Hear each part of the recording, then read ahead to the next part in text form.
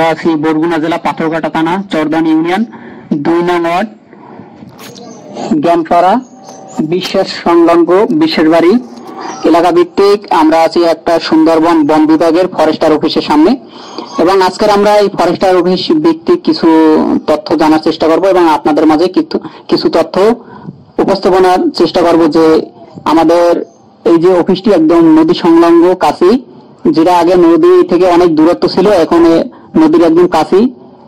এটা এখন কতটুকু বসবাসের উপযোগ এবং এই অফিসটি কতটুকু নিরাপত্তা আছে আমরা তাদের কাছ থেকেই জানবো। আসসালামু আলাইকুম স্যার। ওয়ালাইকুম আসসালাম। আশা করি আল্লাহর রহমতে ভালো আছেন। জি আলহামদুলিল্লাহ। আসলে আমরা মূলত আসছিলাম আপনারা এই অফিসে আমাদের এলাকার সুরক্ষার জন্য এবং দেশের সুরক্ষার জন্য। আপনারা অনাগত নিজের জীবন বাজি রেখে কাজ করে যাচ্ছেন নদীর এলাকার পাশেই। আমরা আসছিলাম মূলত এই অফিসটি একদম নদীর কাছেই, এটা কতটুকু নিরাপত্তাপূর্ণ এবং কতটুকু ঝুঁকিপূর্ণ এগুলো আসলে কিছু তথ্য জানার জন্য এবং আপনাদের যে অফিসটি স্থানান্তর যে ভূমিতে আছে আয়তন এখন বর্তমানে কতটুকু আছে, কতটুকু ভেঙে গেছে এবং নদী সংলগ্ন নদীর কাছে নদী সংলগ্ন কিছু তথ্য জানার জন্য আমরা আসছিলাম। যাই হোক, ধন্যবাদ আপনাকে। আমাদের এই জ্ঞানপাড়া বিশেষ টহলপাড়ি সুন্দরবন পূর্ব বন বিভাগের শরণখোলা রেঞ্জের আওতাধীন। আমাদের এই টহলপাড়িটি মূলত নদীর ওই পারে অবস্থান ছিল, তারপর নদী ভাঙনের কারণে পুনরায় এখানে নির্মাণ করা হয়। বর্তমানে যে অবস্থায় আছি আমরা একেবারে নদীর পাড়ে অবস্থিত।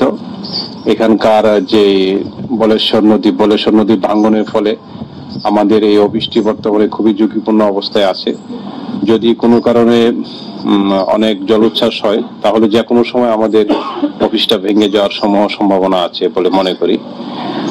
আর আমরা যারা এখানে আছি এখানকার যে নদীর অবস্থা, প্রতিনিয়ত এখানে নদী ভাঙছে এবং মানুষের জীবন মান মানে খুব ঝুঁকিতে আছে আর কি, ঝুঁকিপূর্ণ অবস্থায় আছে। জি আচ্ছা, আপনারা যখন রাত্রে এখানে থাকেন, যখন ঝড় তুফান হয় এবং আমার মনে হয় যখন বড় জোবা হয়, জোয়ারের পানিতে তো এগুলো তলিয়ে যায়, তখন নিজের ভিতরে একটা আতঙ্ক কাজ করে না যে হঠাৎ করে যদি ঝড় তুফান হয়ে অফিসটি তলিয়ে যায় বা কিছু একটা হয়ে যায়, তখন তো একটা মনের ভিতরে একটা এরকম একটা বিরাট অভিমান করে। হ্যাঁ অবশ্যই, যেহেতু আমরা একেবারে বলেশ্বরের পাড়েই অবস্থান করছি, যখন বড় জোয়ারে এখানে পানি আসে আমাদের এই ফ্লোরে পানি চলে আসলে আমাদের চারপাশে একেবারে পানি থই থই করতে থাকে। আমাদের পাশের যে পুকুরে অনেক সময় পানিতে তলিয়ে যায়, তখন আমাদের আসলেই খুব ভয় লাগে। আচ্ছা স্যার, আমরা একটু ওই কানা থেকে একদম যে থেকে ভেঙে গেছে ওই থেকে একটু পরিদর্শন করে আসি। জি চলে আসেন। আমরা এখন নদীর কাছে যে কানা থেকে ভেঙে গেছে এবং নদীর ওপারে অনেক জমি ছিল, জমিটা কতটুকু ভেঙে গেছে আমরা ওই বাঙ্গা থেকে একদম দেখবো যে কতটুকু ভেঙে গেছে এবং কতটুকু জমি সংলগ্ন আছে এবং নদীটি ববন থেকে কতটুকু কাছে, কত মিটার দূরত্ব আছে। আমরা এখন হেঁটে যাব উত্তর পাশে যে জমিটি দিয়ে হেঁটে যাইতে আছি, এখানে অনেক জমিটির দূরত্ব ছিল কিন্তু নদী ভাঙ্গার কারণে জমিটি একদম শর্ট হয়ে গেছে। আমরা একদম জমির উত্তর দিকে কোনাকুনি আছি যেখান থেকে জমিটা ভাঙ্গা শুরু হয়েছে এবং এই পাশটার ভিতরে কিন্তু নদী, এই নদীর পানিতে কিন্তু জোয়ার বাটার পানি এখান থেকেই ওঠানামা করে। স্যার এখান থেকে ওঠানামা করে না? এখান থেকেই কিন্তু পানিটা ওঠানামা করে, একদম এখান থেকে অফিসে যায়। অফিসের দূরত্ব এখান থেকে 40 ফিটের মতো হবে। তো অফিসটি একটু ঘুরিয়ে দেখান। এখান থেকে অফিসের দূরত্ব 40 মিটারের মতো হবে, যেখানে দূরত্ব ছিল প্রায় 100 মিটারের মতো দূরত্ব ছিল। এটা একদম ভেঙে কাছাকাছি চলে আসছে এবং পানিটা কিন্তু এখান থেকে ওঠে। এখানে কিন্তু অনেক গাছ ছিল। স্যার আপনি এখানে কত মাস যাবত আসছেন? আমি এখানে প্রায় 4 মাস যাবত আছি। 4 মাস যাবত আছেন? 4 মাসে তো অনেক ভেঙে গেছে। এখানে তো আরো গাছ ছিল। হ্যাঁ এখানে অনেক গাছ ছিল, প্রতিনিয়ত গাছ ভাঙছে পড়ছে এবং আজকেও দেখেন জোয়ারে অনেক তলিয়ে গিয়েছিল। আমাদের প্রায় রাস্তার অর্ধেকটা পানি উঠে গিয়েছিল এবং আমাদের প্রায় অফিসের ফ্লোরের সমান হয়ে গেছিল পানি। জি, সেখানে তো 2 বছর একজন আছে, কে জানি বলুন? 2 বছর কতটা হইবার। আচ্ছা আচ্ছা আচ্ছা স্যার, এখান থেকে যদি কিছু আপনাদের পরিকল্পনা কি, এখান থেকে কি অফিস সরানোর কোনো পরিকল্পনা আছে নাকি এখান থেকে কোনো যদি বালুর বস্তা বা কোনো ব্লক দিয়ে সংস্কার করে দেয় এটার কোনো পরিকল্পনা আছে? এটা আপনাদের টিওনো স্যারের কাছে তো এটা অবগত করছেন অবশ্যই, যে এই অফিসটা কি দূরত্ব সরিয়ে নেওয়ার কোনো পরিকল্পনা আছে, নাকি এই অফিসটি পুনরায় সংস্কার করে এখান থেকে বালুর বস্তা পানিয়ে যাতে জোয়ার ভাটা পানি ওঠানামা করলে জমিটা যেন না ভেঙে যায় এবং জমিটা যেন সুরক্ষা থাকে, এরকম কোনো পরিকল্পনা আছে? হ্যাঁ, আমাদের আসলে এখানে এখনো আমাদের হাতে কোনো পরিকল্পনা নাই, তবে যেহেতু ভাঙনের পরিমাণ অনেক বেশি, আমাদের অতি দ্রুত এটার কাজ করতে হবে। তবে সরকারিভাবে, যেহেতু সরকারি প্রতিষ্ঠান, এখানে যদি বালির বস্তা অথবা ব্লক দিয়ে এটাকে নিয়ন্ত্রণ করা যেত, তাহলে আমাদের সরকারি প্রতিষ্ঠানটা অনেক দিন টিকতো বলে আমি মনে করি আর কি। তবে আমাদের এই মুহূর্তে আমাদের হাতে কোনো পরিকল্পনা নাই এটাকে সংস্কার করার জন্য আর কি। এখন কোনো পরিকল্পনা নাই? না। সামনে পরিকল্পনা করার সম্ভাবনা আছে? হ্যাঁ, তবে আমি আপনার মাধ্যমে উপজেলা নির্বাহী কর্মকর্তা মহোদয়ের দৃষ্টি আকর্ষণ করছি যেন আমাদের এই অফিসটা রক্ষার স্বার্থে সরকারি বরাদ্দের মাধ্যমে আমাদের এই বাঙ্গনকোলটা রক্ষার প্রয়োজনীয় ব্যবস্থা গ্রহণ করেন। আচ্ছা, ঠিক আছে স্যার। এই যে পুষ্কুনিটা, এই পুষ্কুনিতে আপনি বলছেন একবার যে পুষ্কুনিটার ভিতরে মাঝে মাঝে পানি উঠে যায়, একটু পুষ্কুনিটা আমরা পরিদর্শন করে আসি।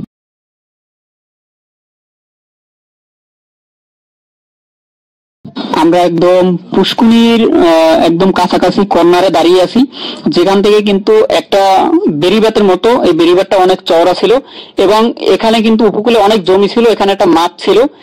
মাঠে কিন্তু অনেক সময় যে এলাকার ছেলেপেলেরা খেলাধুলা করতো এবং এখানে কিন্তু দেখা যায় সাঁকো দেওয়া আছে। আগে এই সাঁকোগুলো ছিল না, অনেকখানি জমি ছিল, মাঠ ছিল। এটা ভেঙে একদম পুষ্কুনির কাছাকাছি আসছে। এই যে বেড়িবাতটা, এটা কিন্তু মূলত 7 থেকে 8 ফিট হবে, 8 ফিটের বেশি হবে না। 8 ফিট যদি ভেঙে যায় পুষ্কুনিটা কিন্তু ভেঙে যাবে। আচ্ছা, আমরা কিছু তাদের কাছে জিজ্ঞাসাবাদ করি। নাসির হাওলাদার, আপনি তো এখানে দীর্ঘদিন যাবত আছেন এখানে, এই যে পুষ্কুনিটা, এটা তো আপনাদের আওতার ভিতরেই। জি। এখানে কি এই পুষ্কুনি পানি কি এলাকার মানুষ নেয়, খায়? জি, এলাকার মানুষ নেয়। তারা আগে খাইতে, এখন বৃষ্টি পানি ধরে থাকে, এখন ট্যাঙ্কি হয়েছে, এখন আর খায় না, এখন পাকের ব্যবস্থা করে গোসল করে। হ্যাঁ, এই পুষ্কুনির ভিতরে কি একদম জোয়ার ভাটার পানি এখন ওঠানামা? জোয়ার ভাটার পানি, হ্যাঁ, জলস্রোতী পানি ওঠে, পানি উঠে একবার তলাই যায়। তখন কি এখানে যে মাছগুলো আছে, মাছগুলো বেরিয়ে যায় না পানির সাথে? হ্যাঁ, মাছগুলো বেরিয়ে যায়। তো এখানে যদি কিছু নেটের ব্যবস্থা করা যেত, যে নেট দিয়ে যদি চারপাশ আটকানো যায়, তাহলে হয়তো পুষ্কুনির যে মাছগুলো আছে, মাছগুলো তো বেরোতে পারতে না। এটার জন্য আপনারা কোনো পদক্ষেপ নিয়েছেন যে পুষ্কুনিটা এই এরিয়াটা পশ্চিম থেকে উত্তর সাইড থেকে দক্ষিণ সাইড, অর্থাৎ 3টা সাইড যদি আমরা এরিয়া দিয়ে আপনারা সংস্কার করতে পারতেন, আমার মনে হয় যে পুষ্কুনির মাছগুলো বের হতে পারতে না। এটার জন্য কিন্তু আপনাদের একটা উদ্যোগ নেওয়া দরকার, যেহেতু পুষ্কুনিটা অনেক বড় আছে। এই পুষ্কুনিটা যদি কর্নারটা দেখান, এই কর্নার থেকে ওই কর্নার পুষ্কুনিটা প্রায় 200 ফিটের মতো হবে, একদম চওড়া যেরকম, দৈর্ঘ্য প্রস্থ একরকমই। এটার ভিতরে স্যার অনেক বড় মাছ আছে না?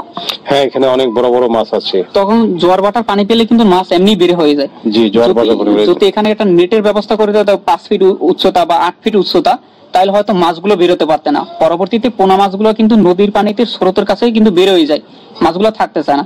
তো আপনাদের এই উদ্যোগ নিয়ে কিন্তু এটা করা দরকার যে পুষ্কুনির রক্ষার ক্ষেত্রে যদি নেট দিয়ে কিছু কচা দিয়ে, কাপড় কচা বা যে কচাগুলো লাগাইলে মরবে না, এই কচাগুলো লাগাই যদি এটা সংস্কার করা যেত, অন্তত 2-1 বছরের ভিতরে নেটগুলো সহজ যায় না, তাহলে হয়তো মাছগুলো বেরোতো না। এই পরিকল্পনা কিন্তু আপনাদের করা দরকার। আমাদের আসলে ইতিপূর্বে করা হয়েছিল, যে দেখতে পাচ্ছেন আপনি পাশে যে অনেকগুলো গাছ লাগানো আছে এখানে এই বেড়িবাঁধের উপরে, বেড়িবাঁধ বলতে পুকুরের পাড় আর কি, পাড়টা রক্ষার জন্য এখানে অনেকগুলো গাছ লাগানো হয়েছিল, কিন্তু গাছ পর্যন্ত নদীর ভাঙ্গনে চলে গেছে। এই যে আপনি দেখতে পাচ্ছেন সামনে এই জায়গাটুকু মাত্র এখানে 5 থেকে 7 ফিট হবে, এটুকু যদি কোনো কারণে ভেঙে যায় তাহলে আমাদের পুকুর কিন্তু নদী গর্ভে চলে যাবে, এবং পুকুর যদি চলে যায় আমাদের অফিস কিন্তু থাকবে না। জি, আর নদীর সাথে পুকুরের কিন্তু একদম জয়েন্ট হয়ে যাবে।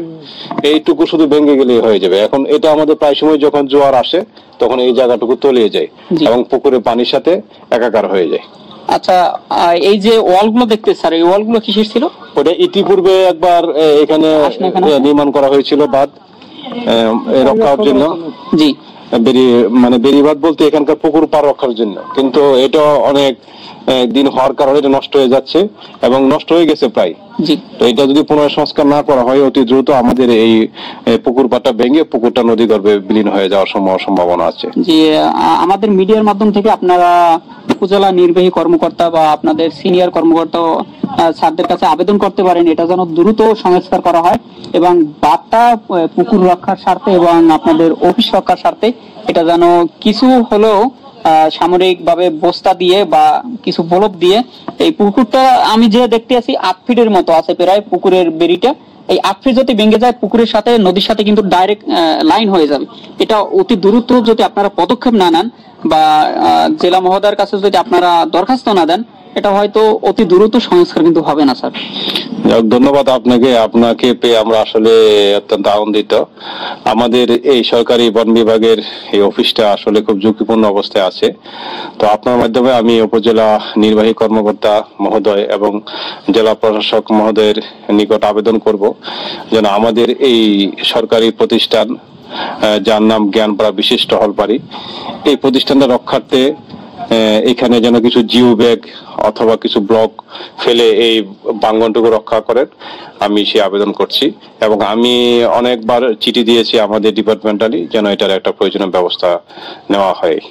জি, আমরা এলাকা ভিত্তিক হিসাবে আমরা সবসময় আমরা এলাকা ভিত্তিক মানুষ হিসাবে বা এলাকার যত মানুষ আছে আমরা সবসময় তাদের পাশে থাকতে চাই, কারণ তারা নিজের স্বার্থ ত্যাগ করে তারা কিন্তু একদম একটা প্রবাসী জীবনের মতো। কারণ সরকারি যারা চাকরি করে তারা কিন্তু নিজের এলাকায় থাকে না, অনেক সময় অনেক দূরত্ব ট্রান্সফার হয়ে আসে। তারা কিন্তু আমাদের এলাকার স্বার্থে, দেশের মানুষের স্বার্থে, আমাদের নদী এলাকা নদীর মানুষের স্বার্থে তারা কিন্তু অনেক পরিশ্রম করে এবং নদী বন বিভাগ বনের যে গাছ আছে, তারপরে নদীর যে মাছ, নদীর মানুষের সুখ দুঃখ ভাগাভাগি করার জন্য তারা নিজেদের স্বার্থ ত্যাগ করে, নিজেদের জন্য না কিন্তু তারা তো মূলত এলাকার মানুষের জন্য, এই দেশের জন্য। এই বন আমাদের, নদী আমাদের, দেশের জন্য নিজের কথা না ভেবে, পরিবারের কথা না ভেবে তারা কিন্তু দিনরাত অনারাত চেষ্টা করে যেতে আছে, যতটুকু তাদের সাধ্যে আসে তার চাইতে বেশি চেষ্টা করতে আছে যে মানুষের সুরক্ষাটা যেন ভালোভাবে দিতে পারে, আমাদের বনটা যেন ঠিক মতো রক্ষা হয়, নদীটা যেন ঠিক মতো রক্ষা, কোনো জলদস্যুরা যেন আক্রমণ না করে এবং কোনো অবৈধ জাল ফেলে যেন কোনো মাছ ধরা না হয়। কিন্তু তাদের কিন্তু স্বার্থের কথা আমরা ভাবি না। তারা যেখানে বসবাস করে, যেখানে তাদের স্থান, সেই স্থানটা যদি অনেক ঝুঁকিপূর্ণ হয়ে থাকে, তাদেরকে যদি আমরা সুরক্ষা না দিতে পারি তাহলে তারা কিভাবে আমাদের সুরক্ষা দেবে? তারা কিন্তু নিজেদের কথা চিন্তা না করে আমাদের সুরক্ষা দিয়ে গেছে।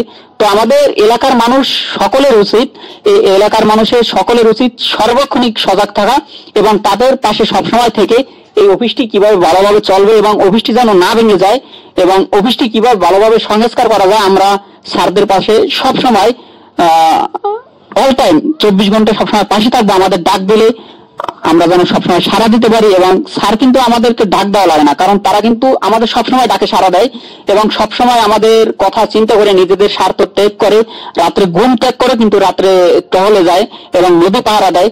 আমরা স্যারদের সবসময় পাশে আছি, যে সময় ডাক দিবে আমরা আশা করি সবসময় আমাদের পাশে পাবেন। আপনি কি বলেন স্যার? হ্যাঁ, এটা অবশ্যই আপনি সঠিক বলেছেন। যদি কোনো কারণে পুকুরটা নদী গর্ভে বিলীন হয়ে যায় তাহলে এখানে আশেপাশে অনেকগুলা ঘরবাড়ি আছে, অনেকগুলা মানুষ এখানে বসবাস করে, এই সবগুলা ঘরবাড়ি কিন্তু নদী গর্ভে চলে যাবে। এই কারণে আমাদের সরকারি অফিসও রক্ষা করতে হবে, পাশাপাশি এখানকার স্থানীয় জনগণ যারা বসবাসরত আছে তাদের জানমালের নিরাপত্তার ক্ষেত্রে প্রয়োজনীয় ব্যবস্থা গ্রহণ করার জন্য আমি অনুরোধ করছি। আচ্ছা, ঠিক আছে, ধন্যবাদ আপনাকে স্যার। আমরা একদম শেষ পর্যায়ে চলে আসছি। আমরা শেষে কিছু তথ্য জানার চেষ্টা করব, তারা যে নদীতে যানবাহনটি নিয়ে যায় সেই যানবাহনটি দেখার জন্য এবং যানবাহনটি সঠিকভাবে চলাচল আছে কিনা, ইঞ্জিনগুলো সঠিকভাবে ঠিক আছে কিনা, তাদের যানবাহনগুলো কোনো সমস্যা আছে কিনা, আমরা একদম শেষ পর্যায়ে চলে আসছি। আমরা এখন নৌযানটি দেখতে যাব, দেখব নৌযানের অবস্থা কি এবং সঠিকভাবে আছে কিনা। আমরা যে রাস্তা দিয়ে যেতে আছি এটি হলো নৌযান। আমরা এখন আছি নৌযানের কাছে, যেটা দিয়ে নদীতে চলাচল করে তারা, এবং এই নৌযানটি দেখতেই পাচ্ছেন এটা কিন্তু একদম গাটি বাঁধা আছে। এখন তারা যখন নদী টহলে যায় এবং নদী পাহারা দিতে যায় তখন কিন্তু এই নৌযানটি নিয়ে চলাচল করে। আমরা তাদের কাছে জানবো এই নৌযানের গতি কিরকম এবং নৌযানটি সার্বক্ষণিক ঠিক আছে কিনা। আচ্ছা স্যার, আপনারা যখন নদী টহলে যান বা জঙ্গলে পাহারা দিতে যান নদীপথ দিয়ে, তখন তো এই নৌযানটি ব্যবহার করেন? জি, আমরা নৌযানটি ব্যবহার করি। এই নৌযানটি কি এখন সার্বক্ষণিক ভাবে ঠিক আছে, কোনো অসুবিধা নাই তো?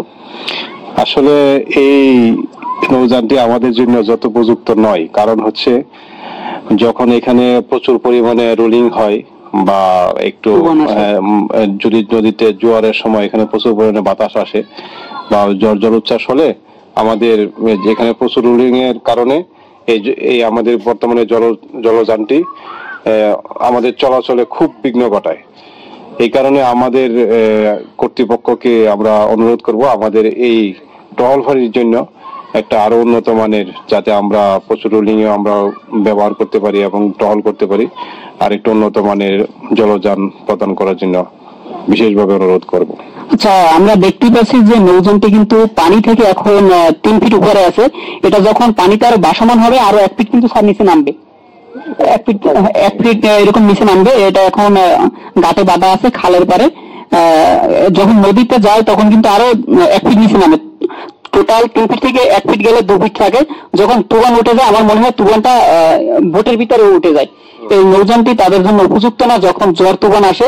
আর এটা একদম নদীর মুখের কাছাকাছি, এই কর্নারটা নদীর মুখের কাছাকাছি। এই কর্নার দিয়ে যখন বের হয় তখন তুফানটা কিন্তু একদম এর নৌযানের ভিতরে এসে যায়।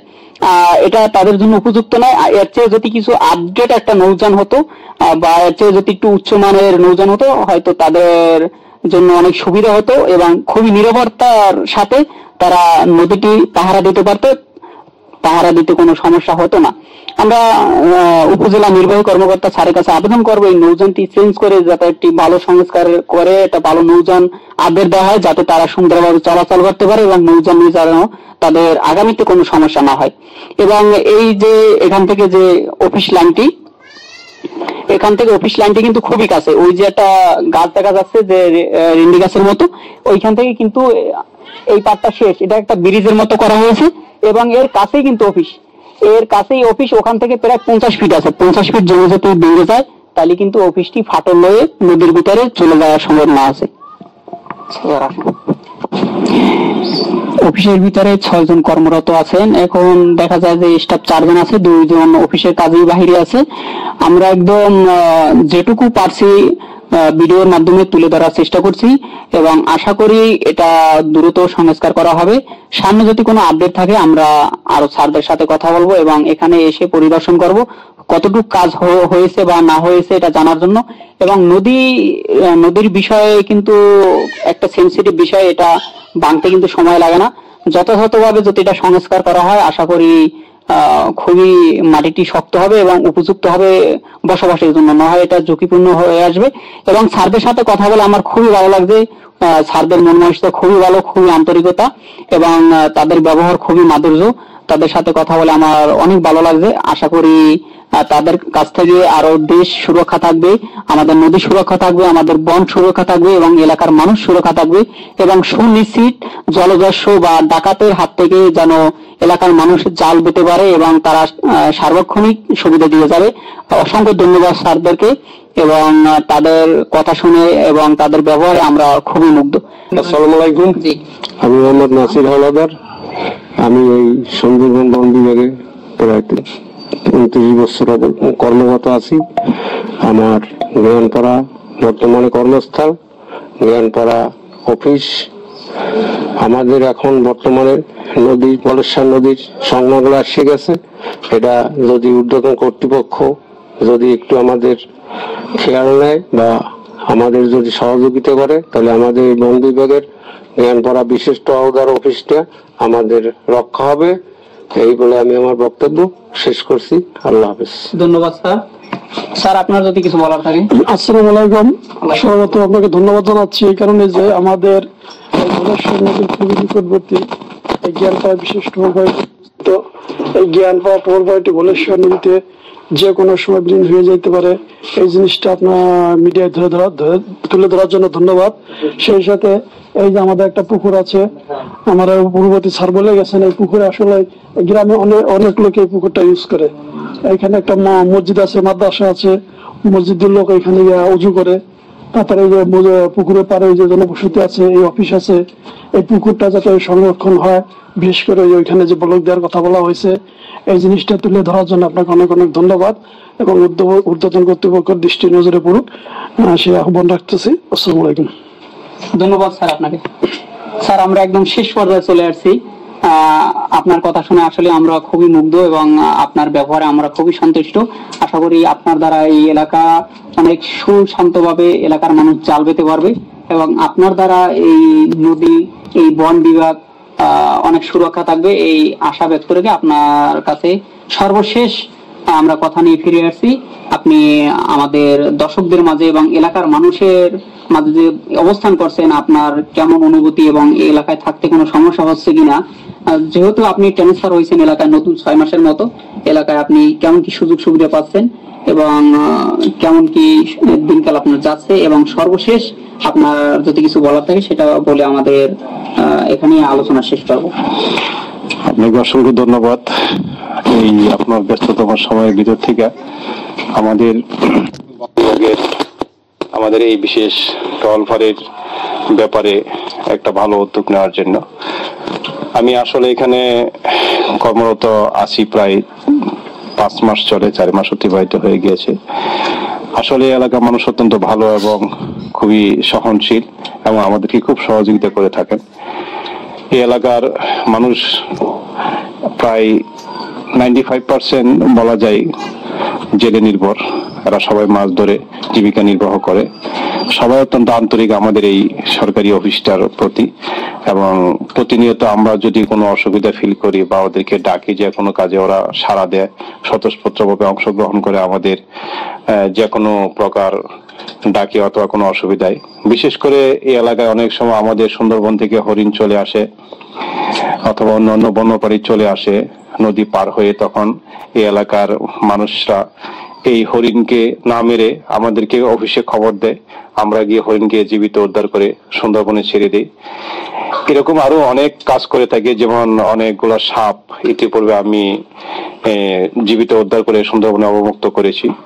তো সবগুলো কাজেই মূলত এই এলাকার মানুষ আমাদেরকে খুব ভালোভাবে সহযোগিতা করে থাকে। এই জন্য আমি আপনার মাধ্যমে অত্র এলাকার সকল জনগণের প্রতি কৃতজ্ঞতা প্রকাশ করছি।